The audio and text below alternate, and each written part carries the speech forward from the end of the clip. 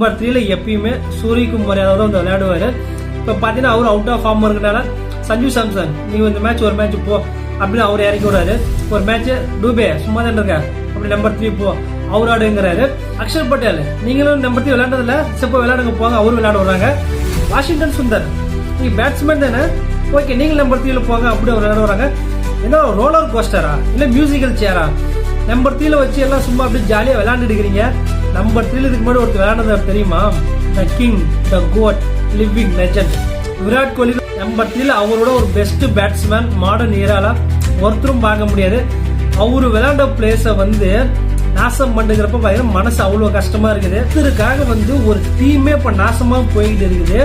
இந்த டீம் வச்சுட்டு 20 world cup தயவு செஞ்சு சொல்றேன் நினைச்ச விட பாத்துறாதீங்க. இன்னும் 10 சான்ஸ் நாங்க சுமன் கில் கொடுப்போம்.